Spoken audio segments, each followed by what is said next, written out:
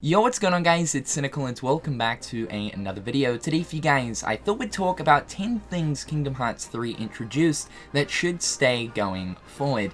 Now, when it comes to Kingdom Hearts 3, there is quite a lot of good and there's a fair handful of bad.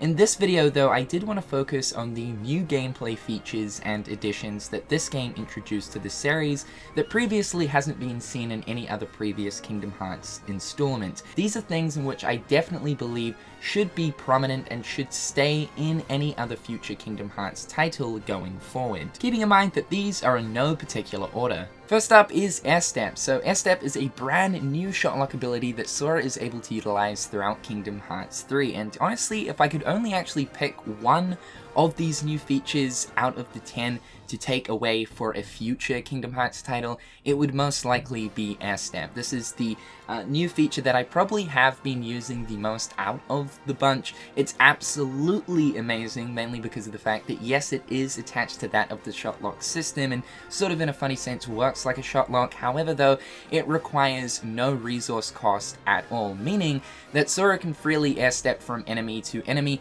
without actually having to worry about the focus gauge depleting. Now, throughout my first two playthroughs of Kingdom Hearts 3, I honestly didn't use airstep really at all, unless I absolutely had to for the traversal elements of some worlds. Otherwise, it wasn't until my critical mode run for Kingdom Hearts 3 where I was live streaming it over on Twitch and so many of my viewers were yelling and screaming at me to use airstep, otherwise I'm a complete and utter village idiot. A big thanks to those viewers and also my friend Sai, who was also yelling at me to use airstep. An absolutely beautiful mechanic. I am now understanding this, I am now realizing this, and honestly there is nothing more satisfying than being like halfway through a combo than being able to instantly flick over to the enemy to your right, smack him around a few times. And that's the other really cool thing about airstep as well. It's not so much the maneuverability of the ability itself, being able to zip from one thing to another, but also the attacks that follow as well. These are essentially flow motion attacks, and you guys know how powerful those were in Kingdom Hearts Dream Drop Distance. It's sort of the same here, except I don't feel as if the airstepping mechanic is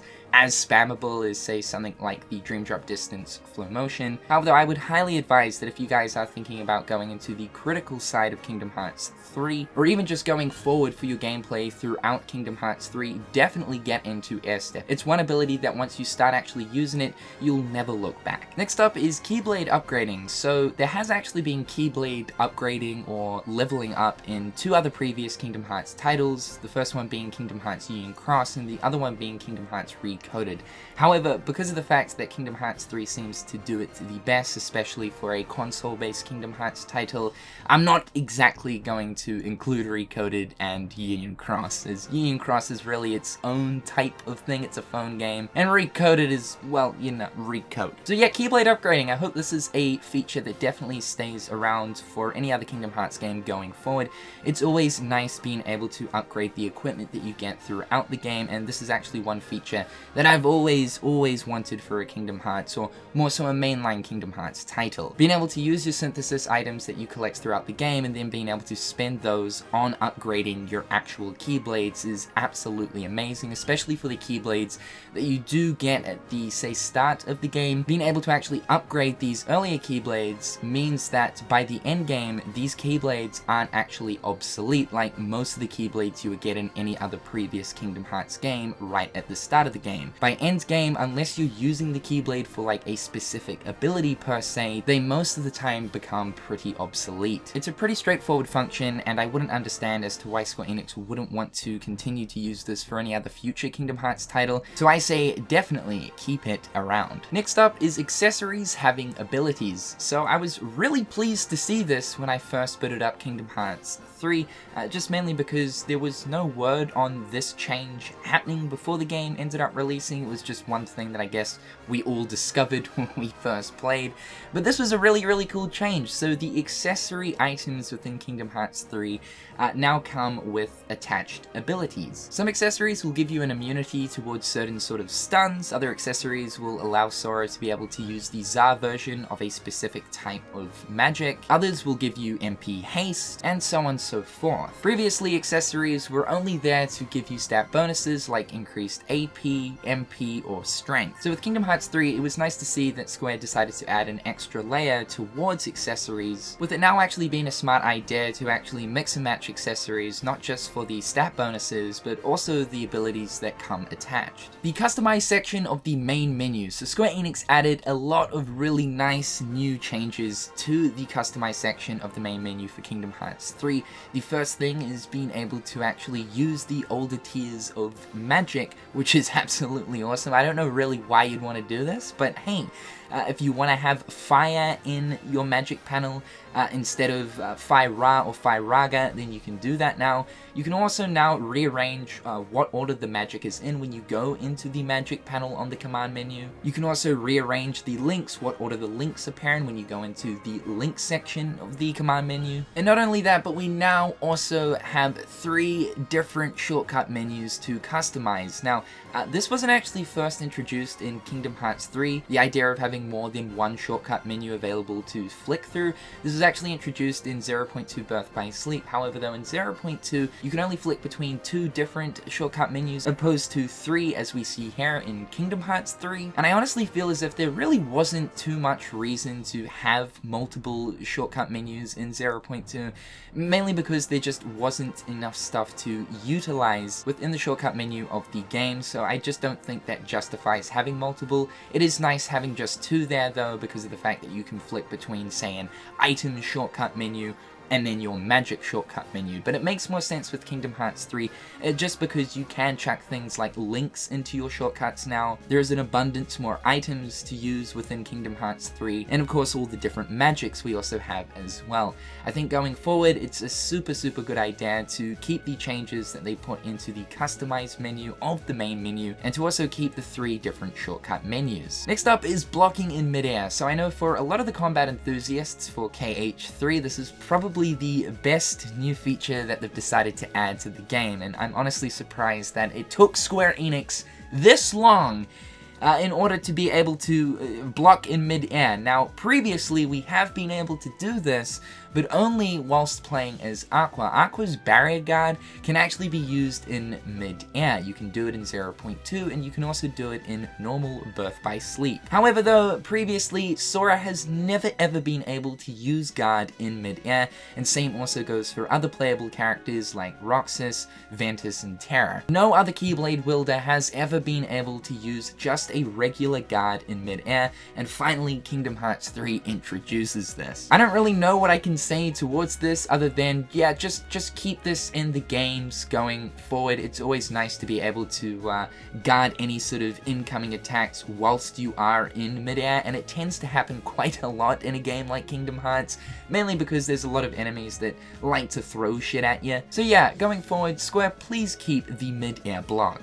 That'd be nice. Thank you. Next up is the Gummy Phone's photo mode. So no doubt that going forward for the future of the Kingdom Hearts series, the Gummy Phone will probably continue to be the newer Gemini's Journal. I can't imagine them just having the Gummy Phone in Kingdom Hearts 3, and then for like the next game we revert back to the traditional Gemini's Journal. So no doubt that we will continue to see the Gummy Phone being used for the future of Kingdom Hearts. The one feature that I definitely do want to stay though is the photo mode. It was absolutely beautiful to finally get a photo mode in Kingdom Hearts 3, although I do think it was only inevitable just because of the current day and age with social media and online photo sharing. It just seems to be a thing within video games these days, but I hope that they do decide to keep it around for the future of the series. It's always nice being able to, you know, just take photos of weird things that you come across. We're also seeing the cool little interactions between the characters when Sora actually pulls out his camera. They actually generally say something towards getting the photo taken or reacting to the actual camera itself. It's always good to be able to snippety snap in a video game, so going forward, let's keep that Gummy Phone photo mode. Next is populated worlds. So for Kingdom Hearts 3, this has got to be one of the things that I was just most excited by, was the fact that worlds now finally do have citizens walking around them,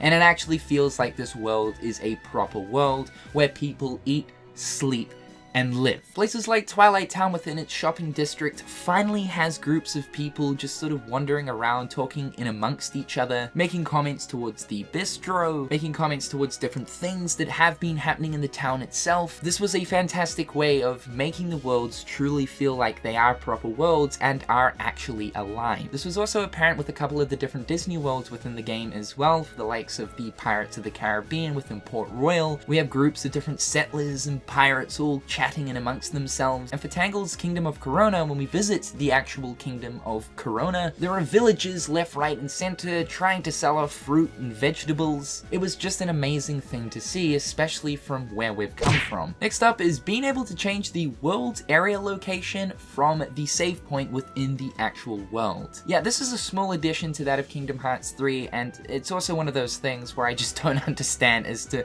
why it took Square so long to finally implement this into the franchise, but they finally have with Kingdom Hearts 3. I can't stress how annoying it has been with every single Kingdom Hearts game. Let's say, for example, we're in Radiant Garden and we're currently in Merlin's study area, right? Now I want to quickly flick myself up to the Radiant Garden Castle Laboratory save point, but in order to do that, I gotta go to the save point, then go to the world map, then press triangle on the world again, then select the laboratory save point. Whereas now in Kingdom Hearts 3, we can finally just go to the save point, go down to select area, and go straight to that area from there, not having to actually go out of the world completely. Yes, I know it's only a very small and minuscule thing, but you tend to go from like world to world to world to area to world to world to world to area within Kingdom Hearts games when it comes to the post game. So this is just such an awesome quality of life improvement that they decided to add to the save points throughout 3.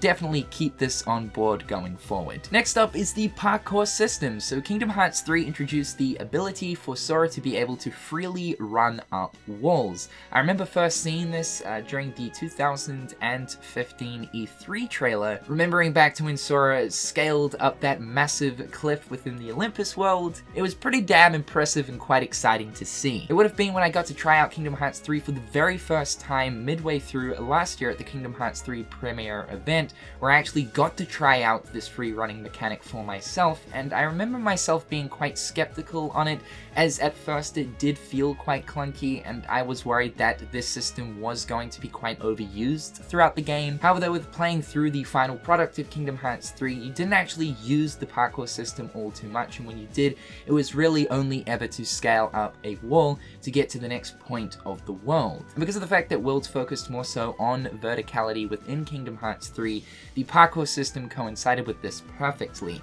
It meant that Square Enix could focus on worlds being a lot bigger and greater in size with verticality in mind, but not having to worry about how Sora would of course get up to that point of the world. With introducing this parkour system, it means that Sora can just simply scale a wall. So I do hope that going forward we do see the parkour system remain a thing for the future games, just because in the sense of traversal and world design, it works out really well. As I said, my worry was that it was going to be overused quite a bit, and don't get me wrong, there are some specific fights where you are forced to use it, and it is a little bit annoying. For the most part, parkour really is just used as a traversal mechanic. And so for the sheer idea of world traversal, I hope that it does remain to be a mechanic in the series going forward. And last but certainly not least is Keyblade Switching. So this was also another massive brand new feature that Square Enix decided to implement for Kingdom Hearts 3 that a lot of people were excited about.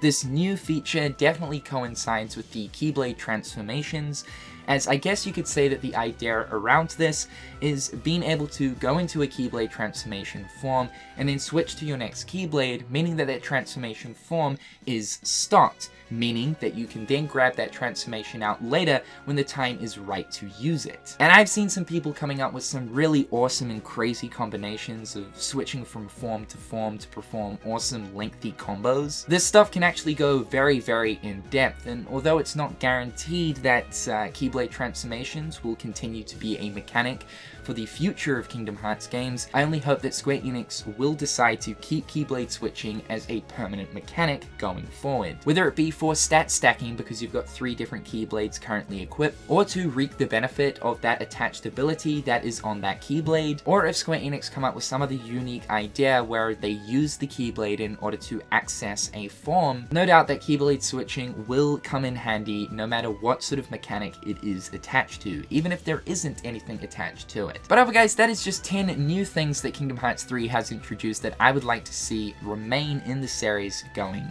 forward. In the comment section down below, please be sure to list the new things that you really liked for Kingdom Hearts 3 that you would like to stay within the series. I would love to know. However guys, with all that being said, I'm Cynical. Hopefully you're having a fantastic day, and until next time guys, I'll catch you later. Peace. Hit them on the page, you'll be coming through stain. Gold in my mouth when you suckers be bluffing. Milk crate, gaming up the bitch though. Catch me in the back playing Super Nintendo.